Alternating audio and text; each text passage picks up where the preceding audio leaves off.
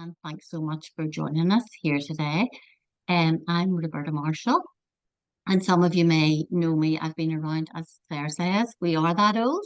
I've been around for quite a while, almost 40 years, working in the voluntary sector in Northern Ireland with babies, children, and their families.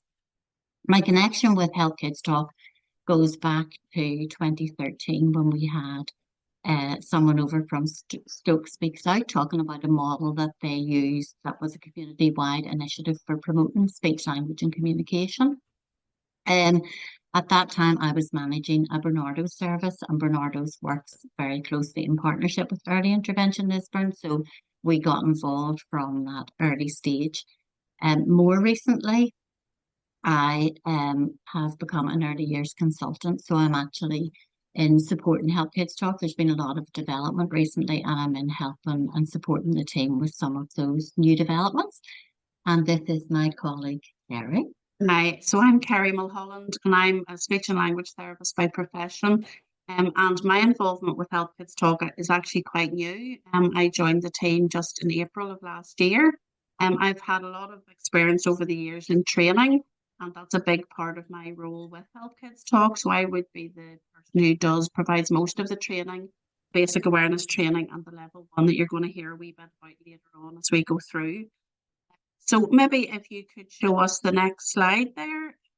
Was it Ashlyn?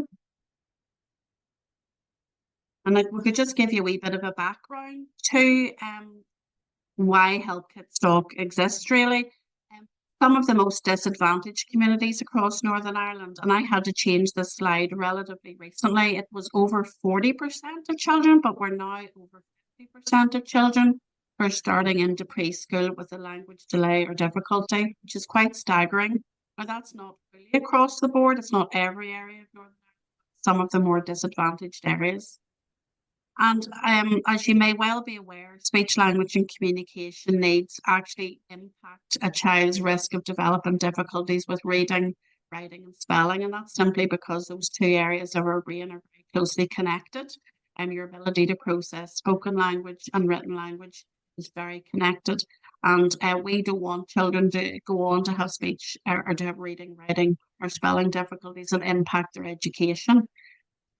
Vocabulary at age 5 is one of the measurements that we can actually use to see how children are likely to do when they are, or somebody's just dropping in and out there. Hopefully they'll be okay. It's one of the measures that sort of shows how a child is going to do at their GCSE level. And it's not the only measurement, but it is a really significant measure. And I don't know if you're aware, but between about 18 months and 6 years of age, children are learning about 6 new words every day. And we couldn't do that. Children are doing that at that age, but they have to have the right input and the right support in order to continue to develop their vocabulary bit by bit by bit, day by day.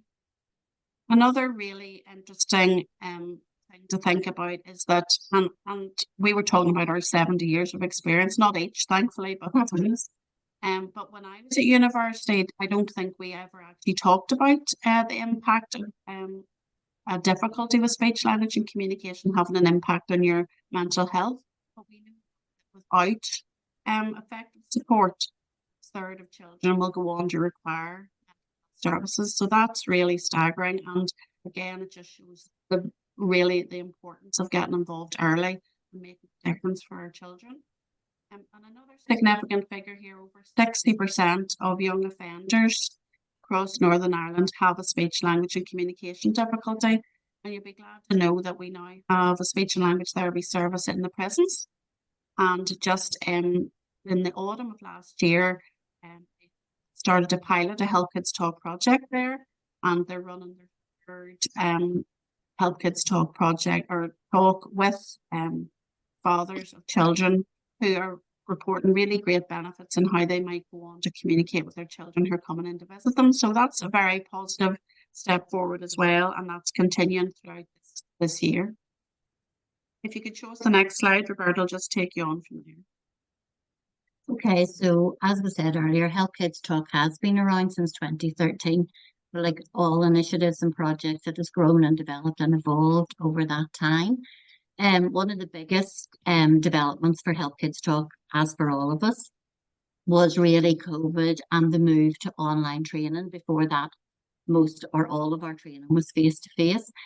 But I suppose there are lots of disadvantages and advantages to that happening. But one of the biggest advantages for us has been the reach that we are now able to have with Help Kids Talk. So where it was once very much Lisburn based or within Southeastern Trust, it's now very much a regional resource. And we're going to talk to you a bit about what is available regionally. Um, but the initiative is very much about helping babies, children, young people be the best that they can be, to make children's development in speech, language, and communication everyone's responsibility. And Help Kids Talk is very much about looking at our whole community, looking what are the small things. The stats that Kerry showed there are quite stark and quite alarming. But what we know is that small things can make a very big difference. And Help Kids Talk is very much about trying to equip whole communities so that we're all able to do small things that will have a big impact as early as possible. So it's about giving everyone in the community tips and strategies and ideas that they can use that will help promote speech, language, and communication from babies right through. And our priorities are very much about everybody working together. It's very much about raising awareness of why this is so important. And you see from some of the stats that Kerry showed why it is so important. And it's about offering practical advice on what parents, carers, whoever you are in the community, if you're having any kind of regular contact with babies, young children, young people, there are things that we can do that will make a difference. And Help Kids Talk is very much about looking at how we do that. And Kerry will talk a wee bit more about the Yeah. detail of that. So the next slide there. Okay, I'm hoping you're able to hear me okay. I think my maybe not being picked up as well on the mic. So we have sort of two main strands to Help Kids Talk. The first is that universal service that we have that runs across Northern Ireland. And again, as Roberta said there, really that's down to Zoom and the fact that people can link in. We've had people coming on our training from as far away as Canada and Wales, but it's mostly around Northern Ireland, and the word is getting out that this service is here, that our training is available every single month and it's free and it's online. So our key messages that we have 12 key messages, one for every month. And if anybody would like to have a hard copy of those messages, if you have a public place that you could display them, we have some of them left at the minute that we are very happy to share around. And they're going to be reprinted again soon. But if anyone wants those, you could just maybe let Claire know and she can let us know where those could go to. So with the 12 messages, they're very we're going to just talk through them briefly as we go through today. But our basic awareness training is around those 12 messages of the month. And it's really looking at how we can, first of all, develop really good, strong bonds between a child and their carers and their parents, or whoever's working closely with them. And then out of that, a really strong brain development. And then out of that, the speech, language, and communication development. So it's the infant mental health is the bit that underpins all of that. And I suppose whenever we think about our own learning, if we're stressed or we're uptight, we're not able to maximize our own learning. Whereas if the child has a really strong bond and is secure, their brain's more likely to develop well, as is their speech, language, and communication. So this is free. Please do come on that. Please tell the parents that you work with to come on that. The biggest impact will be those people who spend most time with the children. And at the minute, around 25% of the attendees on that are parents. Mostly it's professionals. So we want to get that out more and more and more to parents. So it's free. You can book on our website. The dates are available for February and for March at the minute, and then we'll put them up for the rest of the year. We do tend to offer the training on an evening. So like this month, maybe the basic awareness was in the evening and the level 1 was in an afternoon, and then the next month it'll be swapped around just to try to make that as accessible as possible.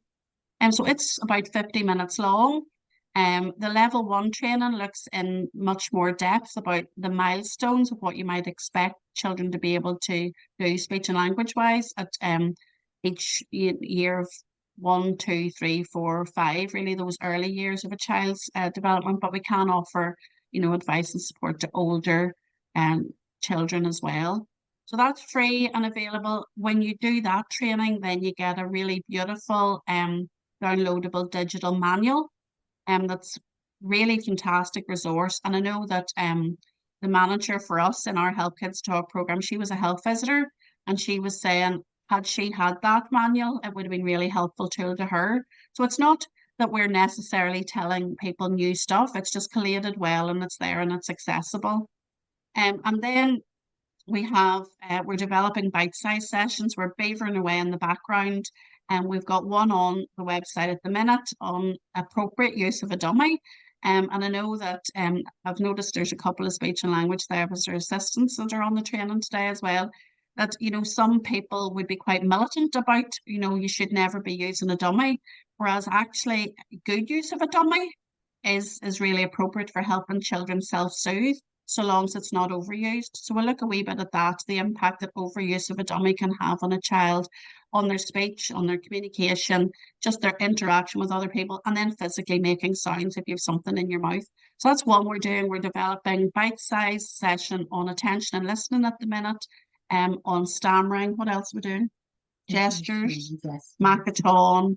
There's a lot going on because we've got a bit of extra funding at the minute from DE under a scheme called Language Launchpad, and we've to produce all this from by the end of March. So if we look a wee bit frazzled, it's because we are.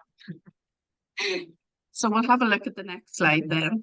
Just before we go on to the next slide, if Sorry. it's okay to have, if I can just to say what Kerry had said there. I mean, we would really encourage you just even to go onto the website and have a look, because there's so much stuff on there for parents and for practitioners, but really simple, clear messaging. There's nothing in Help Kids Talk, either on the website or in any of the training, will conflict with anything that you're already doing. It can just be used to really enhance what you're already doing with parents and with babies and children and young people. And certainly the feedback from parents around the basic awareness has been that they have found it really, really useful. So we would really encourage it. We just would encourage you, just if you get time after the session, go onto the website, have a wee look, and just even have a look at when those sessions are. But we would really try to encourage as many people as possible to just go on and have a look and see what's there. And I'll just very briefly talk about this next bit. So that was the universal part of Help Kids Talk that everybody can access. This is the targeted bit, because we are based in Lisburn, and we've been able to train different facilities around our area in using early Talk Boost and Talk Boost. And those are programs that are helpful for practitioners to use with children who they feel their speech and language is not quite what they would want it to be, but it's not at the level that's requiring referral to speech and language therapy. And in many ways, it can actually sort of give that targeted approach to kids that stop them then needing to go on to require speech and language therapy. So that is something, if you're interested in being trained in that as well, and you're outside of the Lisburn area, even email in to us and let us know, and we can see what's possible with our funding and so on. We would potentially be able to offer the training if you were able to buy your own pack of the early Talk Boost or Talk Boost for your own setting, which is around £550, I think, for that. The training we could potentially provide for free. So we're just trying to work all that out over the next number of months as well. If you could show us the next slide, then Roberta's going to talk about 5 to Thrive. It's a model we use in Help Kids Talk. Yeah, so as Kerry said earlier, when we're talking about speech, language and communication, there's so much more that we need to be looking at that underpins that and encourages that and promotes that. So one of the models or approaches that we find really useful to help us when we're looking at speech, language and communication, one of the things that we need to have in place is 5 to Thrive. So we do know that a child's or a baby's or a young person's social, emotional and language development is just as important as their physical development. And one of our key messages kind of centres around that. And of course, well, all of you know this is an infant mental health lunchtime learning session. We all understand the importance of that first 1,001 days. So conception to age 2 or age 3, we know the rapid development that takes place over that time. And we know the kind of things that we need to be doing that will underpin speech, language, and communication development much later on. But there's things that we need to be doing at that very early stage. So Five to Thrive, which is developed by Kate Kearns Associates, ACA, really helps us to think about this. So it all starts off the very basic responding. And we know how important it is for babies to have that caregiver, parent, adult around who responds to their needs and wants and cues, and how we can then use to develop that into the babbling and the language that will follow. It's about engaging. So it's how do we engage with babies? How do we engage with children? How do we engage with young people? And through that engagement, then again, we can use that positive engagement and positive experience to promote the speech, language, and communication. A bit about relaxation. And again, some of our key messages look at this. The art of relaxation, I'm going to say, is a very oldie. I think sometimes is really dying on its feet. We always have new information coming into our brain. We're trying to process. Technology is a wonderful thing, but it also has definitely added a significant pressure to all of our lives. We feel that we need to be immediately available all of the time. And sometimes taking that time to model relaxation, to model for our babies, our children, our young people, how we relax, how we switch off, how we take time. Because it's when we do that, we can process all of that information and that new knowledge that's coming into our brain, no matter what age we are. The fourth one then is about simply playing. And this is not about, and we very much emphasize this on our website and on our training, this is not about having the most expensive all singing, all dancing, toys and equipment. This is about your child's or young person's best toy is you. It's how you interact, it's how you respond. It's those fun games that we can play that don't cost anything. The peekaboo, just the laughter, the serve and return interactions. It's about doing that in a playful and joyful way that babies, children, young people want to engage with us. And then there is talking. It's kind of at the top of that block. It is about how we promote language, the skills, the strategies, the tips that we can use to help our parents understand how they can promote that best with their baby or young child. Sorry, I'm being interrupted. No, sorry. So it's very much just about using each of those blocks. So talking happens because all of those other things are happening first. So it's very much just promoting that message with our parents, with our carers, and with anyone, and we can't emphasize this strongly enough, with anyone in our community who's having regular contact with babies, children, and young people. So we thought what we do was maybe just take a wee look through our key messages. So next slide then, please. And just to take a wee look through our key messages, and you'll see they're very much really underpinning what Kerry and I have talked about so far. So that first one, words for one, talking from. So it's about using that language, promoting language with our young children, commenting on what they're doing, but making it fun as well, making it something that they want to engage in, that they want to be part of. And then we have our talk to me before I'm born, think of the bond we will form. And again, more and more we're understanding how much development goes on before babies are even born. And so this one's very much about talking to our parents about what are the things you can be doing while the baby's still inside that will really already be starting to help with their speech, language, and communication. If you want to pop it on to the next one, we don't want to go through all these messages in great detail, but we'll just, if you just show us that one, yeah, and the next one, we'll flick through them reasonably quickly. You just want to pass that one on. That's great. Even just, yeah, looking there at the one there with the lady with the phone, we've been talking a little bit about, digital neglect and the fact that, sometimes we can affect our child, the communication we have with our children, but also their attention, because they're not saying that we are focused on them. We're very easily distracted. So there's lots of different layers to these messages. And then whenever we're going through our basic awareness training, we talk about all these different messages. There's different key points behind that as well. And then, for example, this month, In January, it's been that message of the month about talking to your bump before it's born. Then every single day on social media, there's been something relating to that. So maybe a little video clip or another point to do with that. All of these points are our starting point for the month. And then we feed into that with our, so that's another aspect actually of our universal input, is that we have Facebook, Instagram, and we also go on X not as often, but the other two is something on almost every day. I'm just relating to those things. If you just go on through a wee bit more there, Ashlyn, just to people get an idea of these messages. I don't want to give it all to you here because this is what we go through. You know, there's key short little phrases here. For example, that when they're adding some words to what I say is literally one of the really best principles in speech and language therapy with small children is whenever they say one word that you add another word to it. Or if they say two words that you add another word to it, you don't tell them everything you know about a certain thing. You just literally add one more thing to it because then they're much more likely to remember that. And that requires you to pay attention to them, to listen, to respond, hear what they're saying, see what they're interested in, and then add your little bit. And they're so much more likely to remember that and start to use those words later on. Do you want to go on another one there, Ashley? Yeah, okay. So, Okay, so what we're hoping is after today you will enter into some sort of communication with us and maybe want to find out some more about all of this.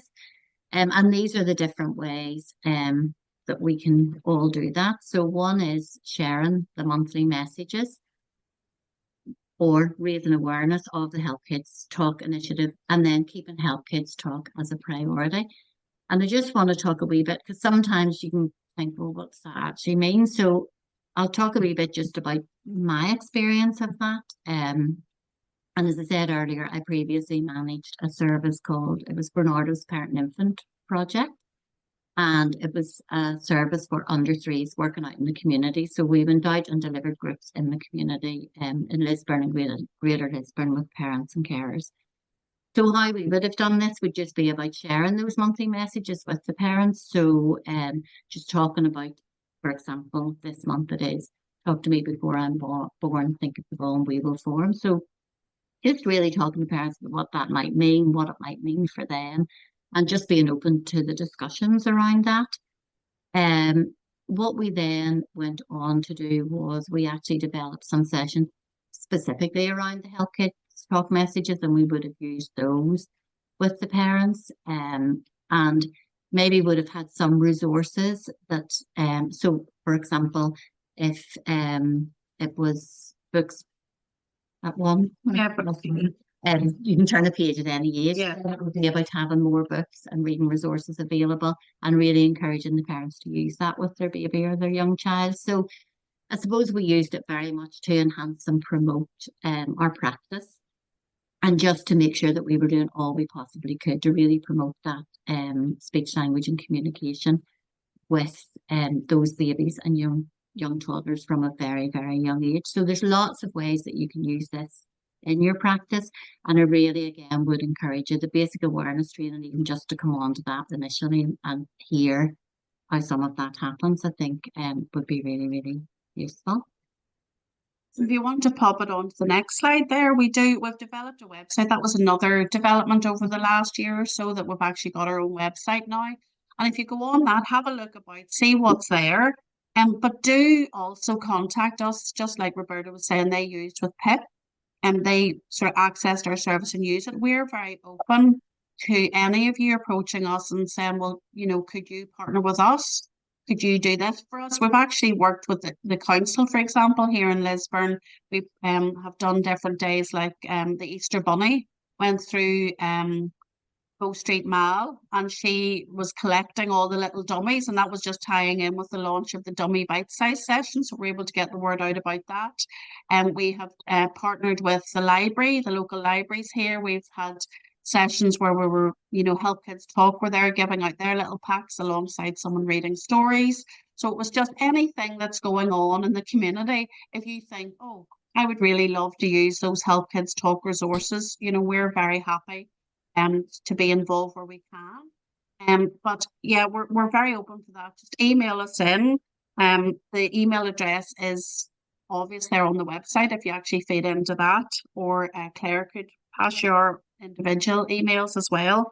But we're really open for partnership. We would love to see you on our training, both basic awareness and level 1, and we'd be delighted if you would just share the word and let people know, particularly parents, that we're there. And it's actually very accessible, and it's encouraging messages. It's not messages that make you feel guilty or bad.